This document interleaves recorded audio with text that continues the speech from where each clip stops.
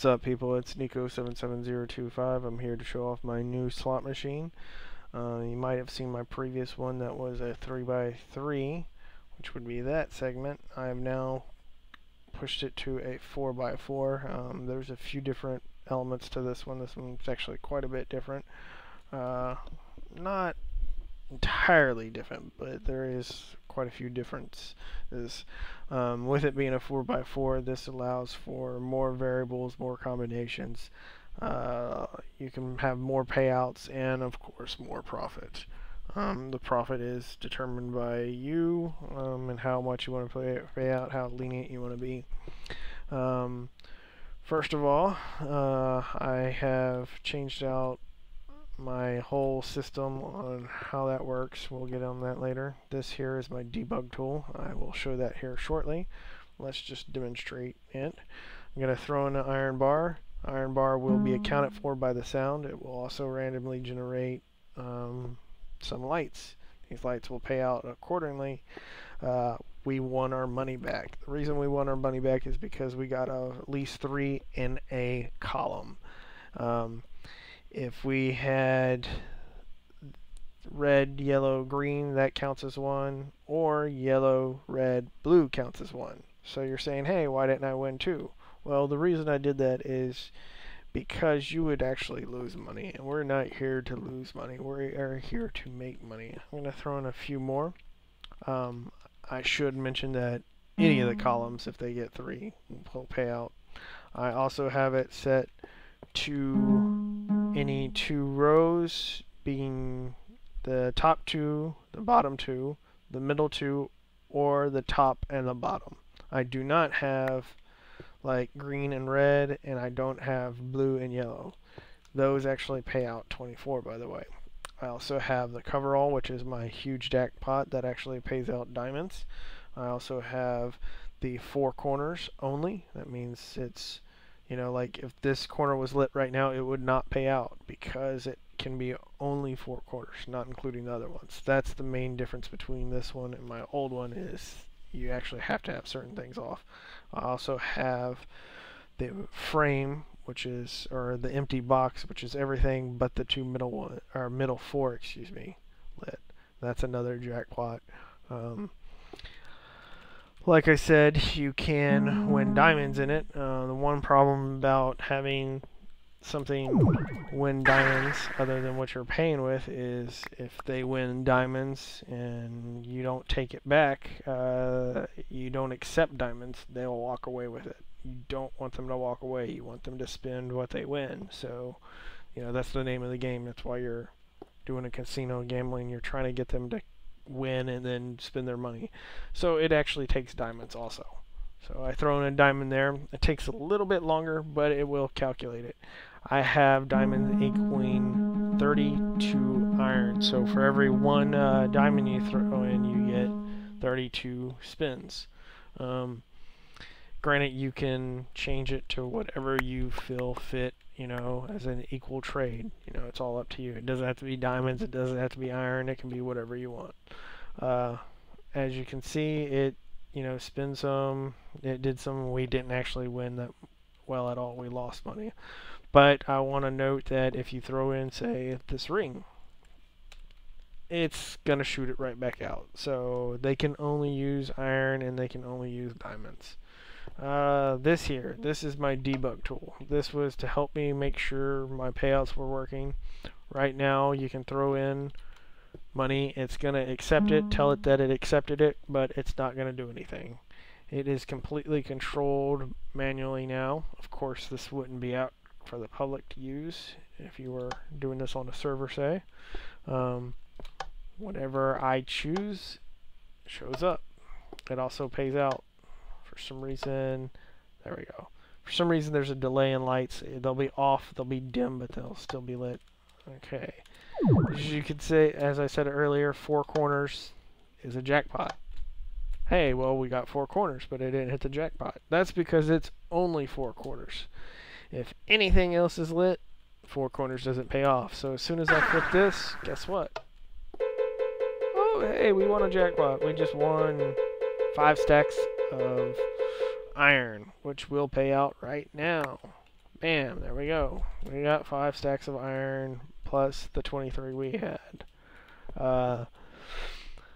Anyhow, trust me, all the other ones work. We don't have a lot of time, so I'm not really going to show it. But what I am going to do is I'm going to flip it back to this here. I'm going to throw in this stack and this stack. Those last ones that popped up were from whenever I flipped it back on. Okay, as it's going, let's go look back here. As you can see, this is where all the calculations and payouts are being made. Because I threw so much in there, it's actually backlogging and it's sending some into the item detector. All those lights, basically, these are all AND gates that flash wireless receivers, wireless, can't think of what it's called. Wireless main signals, you know, the, what is it, wireless what? Oh, this is driving me nuts that I can't think of it. Wireless transmitters, there we go, transmitters. Wireless transmitters. Basically, the AND gates, once they meet their conditions, they send out a signal saying, hey, this condition is met, send out a signal. In this case, it's sent into a wireless. In this case, it's sent into a color. Anyhow, let's go to the very beginning.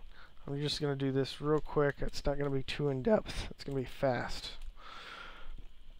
So say we are standing right here on this filter. That is where everything gets shot out. That's where the ring got shot out. That's where the iron gets shot out. That's where the diamonds get shot out. This here is the transposer. This is where we're throwing in at. Once you throw in, it goes down. The filter shoots, the transposer shoots it to here. At this point, it determines if it is iron, it goes into this filter. If it is a diamond, it goes into this filter. If it is neither of those two, it goes into this restriction tube and it goes back out to that filter there and is shot back into the person standing there. Let's say you had a diamond. The diamond, actually we're going to start with iron. Let's say you had iron. If you had iron, it would go this way.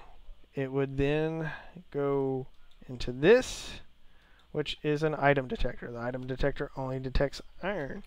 At that time, it would send out a redstone signal, but we'll get back to that.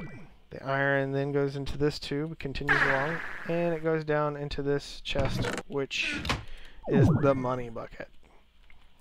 The redstone signal is sent 2 ways. It's sent this way up here, and it activates these note blocks saying, hey, we got your iron. So that is an audible representation of your iron being detected. At the same time, it sends this signal down here to these randomizers.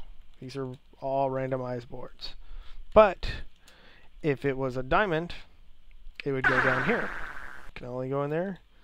The item detector detects diamonds. The diamonds continue along and go into the money bucket. At the same time, the redstone signal is activated saying, hey, we received a diamond. Activates this retriever. This retriever pulls 32 iron out of the money bucket, sends it up through the accelerator, through the mag tube, right up in between the iron filter and the iron item detector. So it now detects 32 iron, which continues along and goes back in the money bucket.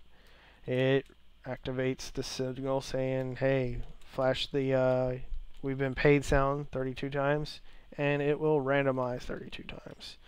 This information is basically where the gambling comes from. The randomizer randomly generates on or off for a 3-sided panel, being all of these, I believe, are off at the current moment.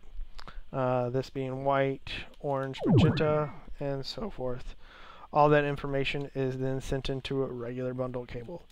The bundle cables all converge together, so all that information is shared. This is a bus transposer, I believe.